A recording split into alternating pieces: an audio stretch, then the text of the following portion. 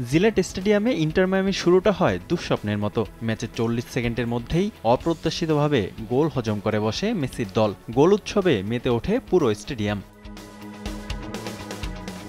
শুরুতেই পিছিয়ে পড়ে সমতায় ফিরতে একের পর এক আক্রমণ চালায় ইন্টার মায়ামি। তবে গোলের দেখা পেতে সফরকারীদের অপেক্ষা করতে হয় 32 মিনিট পর্যন্ত। রবার্ট টেইলরের বাড়ানো বল থেকে গোল করে দলকে এগিয়ে নেন লিওনেল মেসি। এই গোলে MLS-এর চলতি মৌসুমে যৌথভাবে সর্বোচ্চ গোল স্কোরার বনে যান মেসি। আর্জেন্টাইন সুপারস্টারের গোলে এক সমতায় শেষ হয় প্রথমার্ধের খেলা।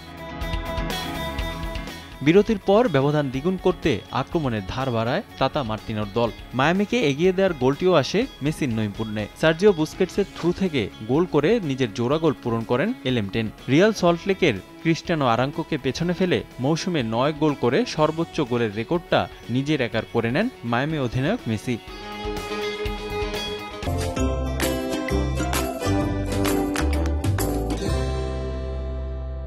তিরাশি মিনিটে নিজের হ্যাটট্রিক পূরণের সুযোগ আসে মেসির সামনে। তবে লিওর শট নিউ ইংল্যান্ডের গোলরক্ষক ঠেকিয়ে দিলে বল পেয়ে যান বেঞ্জামিন ক্রেমাসি। সে বল থেকে গোল করে ব্যবধান বাড়ান মার্কিন এই ফুটবলার।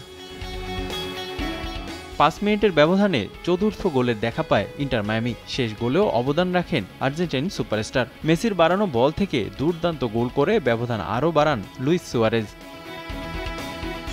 শেষ পর্যন্ত 4-1 গোলে জয় নিয়েই মাঠ ছাড়ে সফরকারীরা। এতে লিগে টানা 3 জয় আদায় করে নিল মেসির দলটি। এ জয়ে মেজর লিগ সকারের ইস্টার্ন কনফারেন্সে 21 পয়েন্ট নিয়ে শীর্ষ স্থানে ইন্টার মায়ামি। রিফাতুল ইসলাম মিরন, সময় সংবাদ।